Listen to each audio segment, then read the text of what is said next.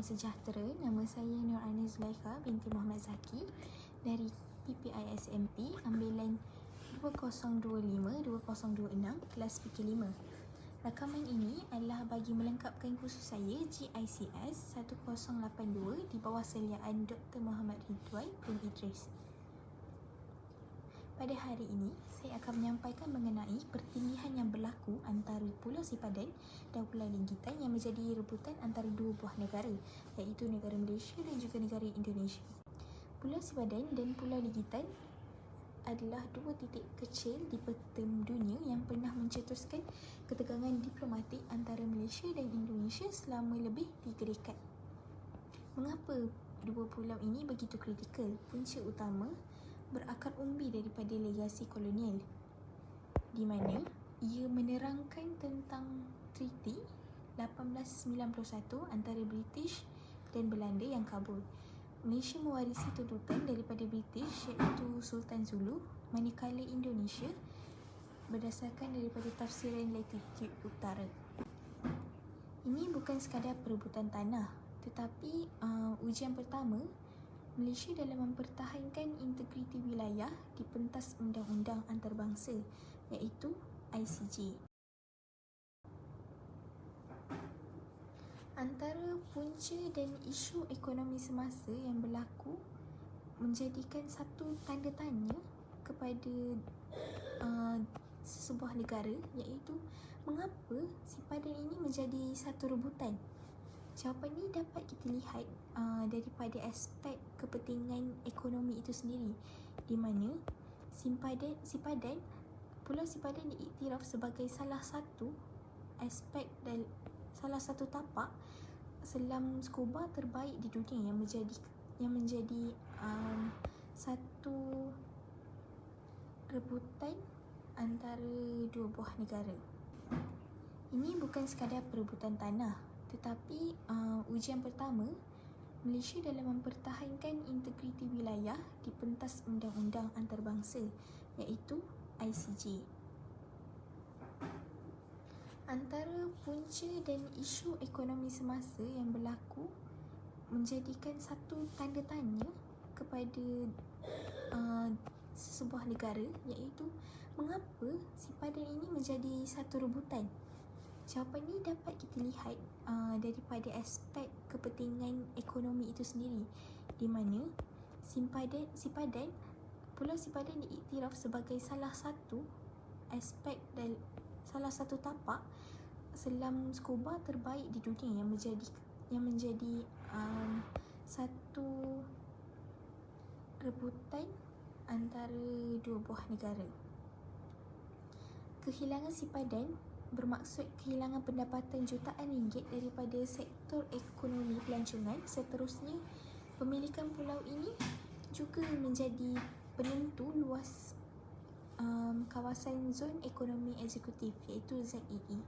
Tanpa Sipadan, Malaysia kehilangan hak eksploitasi sumber marin dan potensi mineral serta gas di bawah dasar laut dan juga sekitarnya.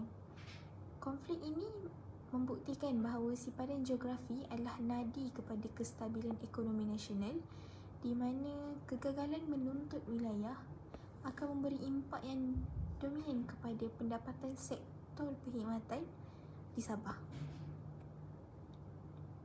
Namun, bagaimana Malaysia menangani cabaran global ini tanpa peperangan? Malaysia memilih jalan multilateralism, di mana Malaysia memilih untuk tidak berperang dan yang mencetuskan perbalahan antara dua buah negara. Antara prinsip yang mereka gunakan adalah prinsip effectivities, di mana Malaysia membuktikan penguasaan melalui pentadbiran seperti lighthouse, kawalan penyu dan pengutipan cukai yang konsisten sejak zaman British adalah salah satu kunci kemenangan di ICJ pada tahun 2002. Tindakan diplomasi matang menolak konfrontasi ketenteraan seperti konfrontasi 1963 dan memilih mahkamah antarabangsa sebagai satu jawapan untuk mengelakkan daripada berlaku perbalahan antara dua buah negara. Kemenangan ini menjadi rujukan penting kerana ia menunjukkan bahawa dokumen sejarah dan bukti pentadbiran fizikal lebih ampuh dan kukuh daripada retorik politik dalam isu tuntutan bertindih antara dua buah negara ini. Kemenangan ini menjadi rujukan penting kerana ia menunjukkan bahawa dokumen sejarah dan bukti pentadbiran fizikal lebih ampuh dan kukuh daripada retorik politik dalam isu tuntutan bertindih antara dua buah negara ini. Dapat kita perhati daripada prospek masa depan, sipadan kini berdepan cabaran baru dalam era globalisasi dan revolusi industri 4.0.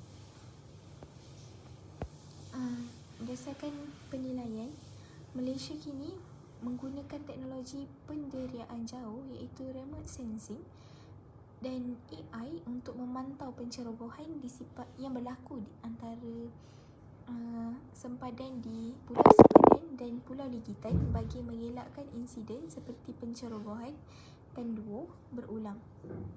Kelestarian IR 4.0 dapat melahirkan satu pengurusan pelancongan sipadan yang kini menggunakan sistem kota digital untuk menjaga ekosistem, serta ia dapat menyeimbangkan antara keuntungan ekonomi dan kelestarian alam dari aspek sustainable development good. Sebagai kesimpulannya, Pulau Sipadan dan Pulau Ligitan adalah satu bukti bahawa kedaulatan bukan sekadar tentang memiliki tanah, tetapi ia lebih mengutamakan tentang keupayaan negara dalam mengurus, mempertahankan dan memajukan wilayah tersebut supaya dapat meningkatkan kemajuan sesebuah negara melalui kebijaksanaan, diplomasi dan juga inovasi digital. Itu sahaja daripada saya. Seterusnya saya akan lepaskan kepada rakan pembentang seterusnya dalam menerangkan berkaitan isu kedua. Berkait rapat dengan tuntutan Nine Dash Line oleh China. Nine Dash Line menjadi punca ketegangan negara ASEAN dan China. Terdapat banyak isu di Laut China Selatan yang berkait dengan Nine Dash Line yang seterusnya menimbulkan ketegangan antara pihak China dan negara-negara ASEAN. Pada tahun 3,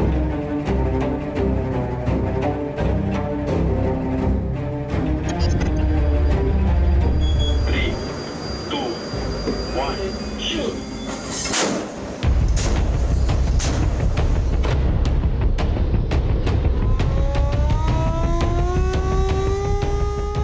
Selaku pejuang di benteng pertahanan, Tentera Laut Diraja Malaysia TLDM sentiasa bersedia mempertahankan kedaulatan perairan negara.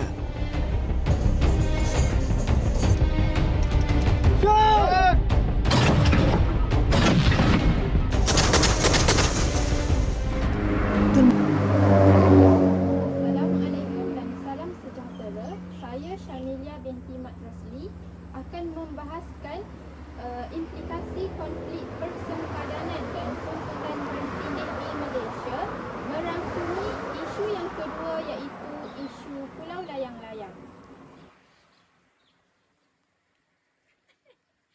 Pulau Layang-Layang merupakan sebuah pulau yang terletak di Kepulauan Spratly di Laut China Selatan dan ianya berada di bawah pentadbiran Malaysia sejak tahun 1983. Kedudukannya yang strategik serta kaya dengan sumber asli menjadikan pulau ini terlibat dalam konflik tuntutan bertindih antara beberapa negara, khususnya negara China. Kebangkitan China sebagai kuasa besar ekonomi dan ketenteraan dunia telah meningkatkan ketegangan di kawasan ini sekaligus mewujudkan dilema kepada Malaysia untuk mempertahankan kedaulatan negara sambil mengekalkan hubungan diplomatik dan ekonomi dengan China. Seterusnya, apakah kepentingan pulau layang-layang ini terhadap negara kita? Yang pertama, dari segi keselamatan, di mana pulau ini berfungsi sebagai pangkalan strategi untuk memantau aktiviti di Laut Cina Selatan dan melindungi perairan Malaysia daripada sebarang bentuk pencerobohan.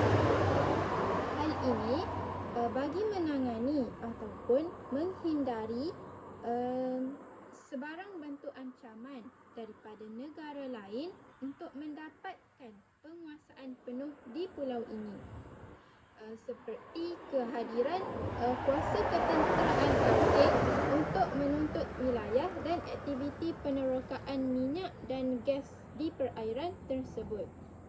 Kedua ialah kepentingan dari segi ekonomi. Kawasan sekitar pulau layang-layang ini kaya dengan sumber asli seperti minyak, gas dan hasil laut yang penting kepada ekonomi negara kita. Keindahan pulau juga turut memberi sumbangan kepada ekonomi Malaysia melalui aktiviti-aktiviti pelancongan. Ketiga adalah kepentingan dari aspek geopolitik, di mana kedudukan pulau ini penting dalam memastikan Malaysia mempunyai kawalan terhadap kawasan perairan strategi. Kedudukan pulau layang-layang yang terletak di kawasan Laut Cina Selatan mendorong kebangkitan China sebagai kuasa besar dunia untuk memperluaskan pengaruhnya melalui tuntutan yang dikenali sebagai Nine Dash Line di kawasan kepulauan tersebut. Antara bentuk kebangkitan China adalah melalui yang pertama, kekuatan ketenteraan, di mana China meningkatkan kehadiran tentera laut dan pengawal pantai di Laut Cina Selatan untuk mengukuhkan tuntutannya. Kapal pengawal pantai China sering memasuki kawasan berhampiran zon ekonomi eksklusif Malaysia, iaitu di perairan Sabah. Kedua, pembinaan pulau buatan dan kemudahan tentera. China membina pulau buatan di Kepulauan Spratly bagi mengukuhkan kedudukannya secara fizikal. Yang ketiga, melalui tekanan geopolitik, di mana China menggunakan pengaruh politik mereka dan ketenteraan untuk mempertahankan tuntutannya,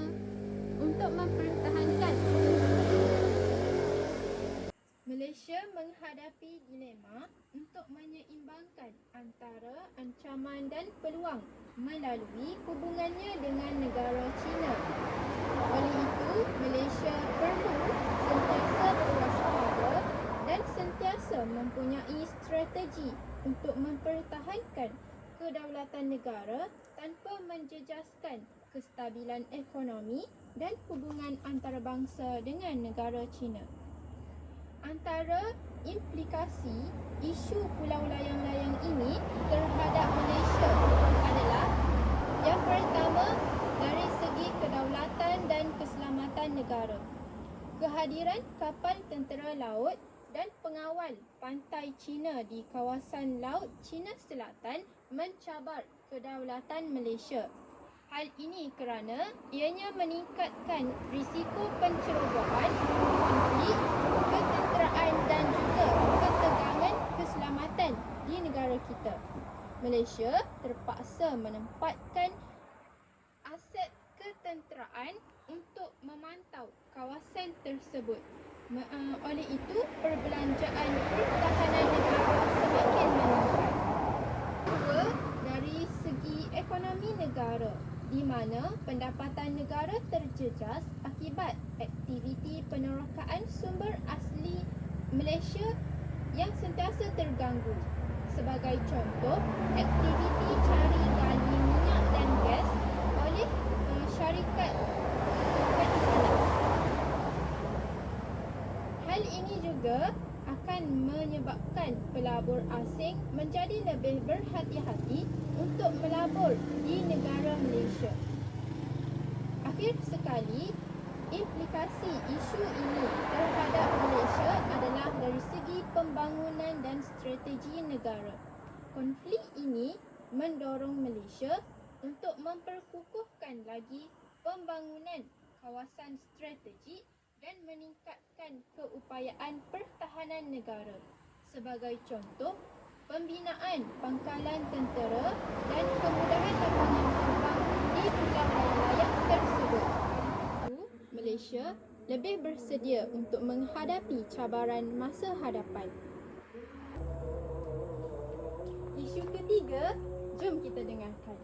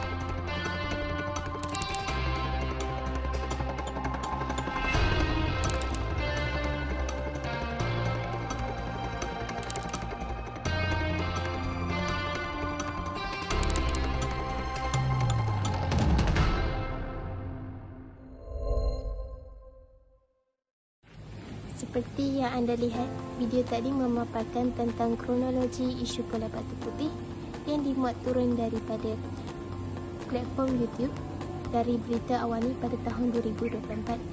Sebenarnya, kes isu Pulau Batu Putih ini sebenarnya masih lagi mempunyai misterinya dan masih lagi belum mencapai titik akhir jalan ceritanya. Namun, di sini saya bukan ingin mengupas isu ini dengan lebih lanjut, tetapi saya ingin menerangkan tentang implikasi konflik persepadaran dalam isu Pulau Batu Putih ini.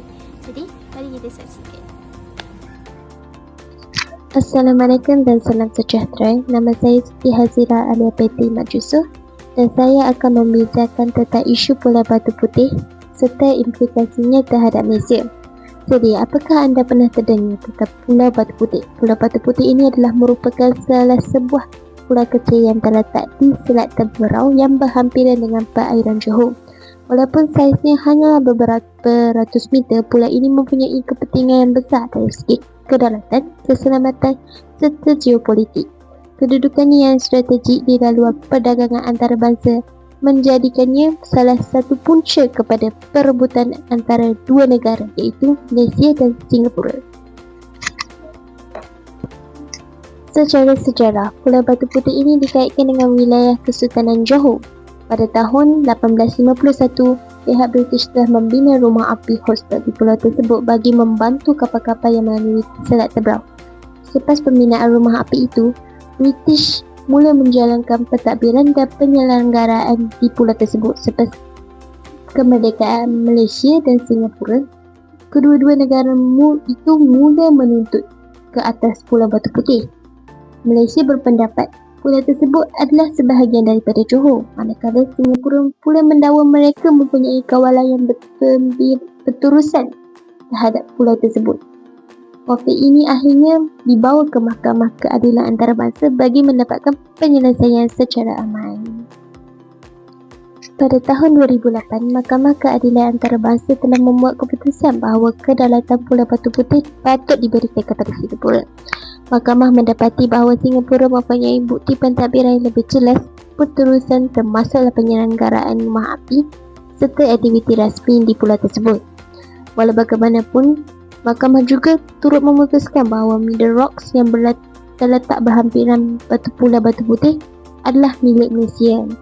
Keputusan ini menunjukkan bahawa bukti pentadbiran memainkan peranan penting dalam menentukan kedaulatan sesuatu wilayah.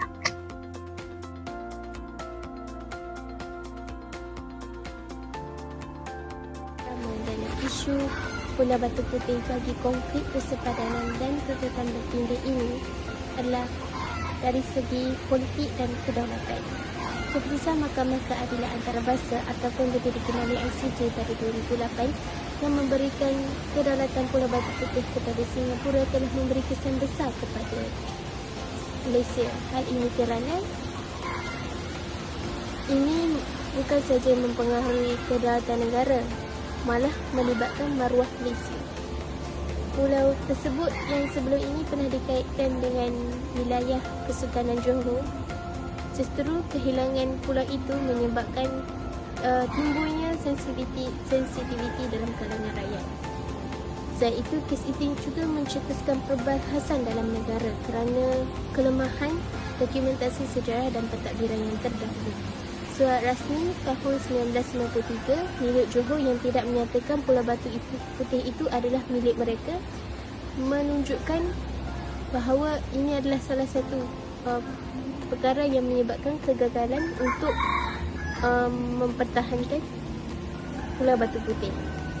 Kes ini membuktikan bahawa dalam undang-undang antarabangsa, konsep effective control ataupun pentadbiran berterusan ini lebih kukuh berbanding faktor sejarah semata-mata.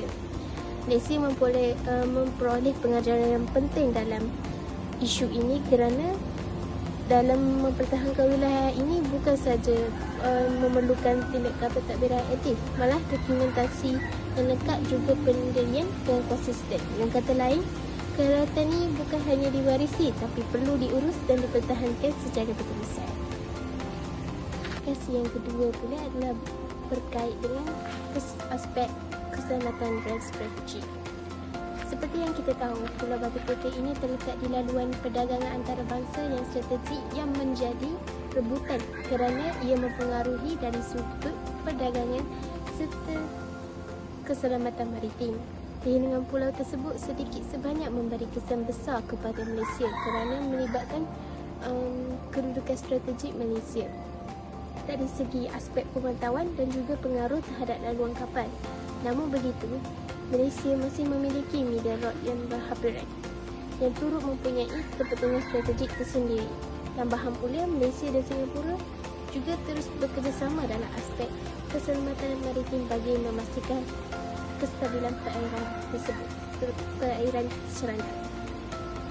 Walaupun kehilangan Pulau Batu Putih ini dilihat sebagai kekurangan bagi Malaysia, namun kestabilan keselamatan serangga tidak terjejas secara signifikan kerana Singapura dan Malaysia memilih untuk berunding dan berdamai berbanding konfrontasi. Ini menunjukkan bahawa keselamatan pada zaman moden ini tidak hanya bergantung kepada pemilikan wilayah fizikal, malah melibatkan hubungan diplomatik yang stabil serta mekanisme kerjasama dua hala. Implikasi yang ketiga adalah dari segi diplomatik. Dari sudut diplomatik, penyelesaian pertikaian melalui ICJ ini mencerminkan kematangan politik di Malaysia dalam menangani konflik antarabangsa. Malaysia memilihkan pendekatan aman dan undang-undang antarabangsa berbanding tindakan keteteraan dan provokasi. Langkah ini membantu mengekalkan hubungan baik dengan Singapura walaupun wujud pertikaian antara mereka. Keputusan penerima penghakiman ICJ juga meningkatkan imej Malaysia di peringkat antarabangsa sebagai negara yang menghormati prinsip kedaulatan. Pendekatan diplomasi dan perdagangan antarabangsa ini terbukti lebih menguntungkan dalam jangka masa panjang kerana ia mengelakkan ketegangan politik serta perkara yang melibatkan bersenjata. Walaupun terdapat kerugian dari sudut wilayah, Malaysia masih berjaya mengekalkan hubungan yang baik dari dua hala dan reputasi global ini. Ini menunjukkan bahawa dalam era globalisasi ini, kebijaksanaan diplomasi itu lebih bernilai daripada tindakan agresi.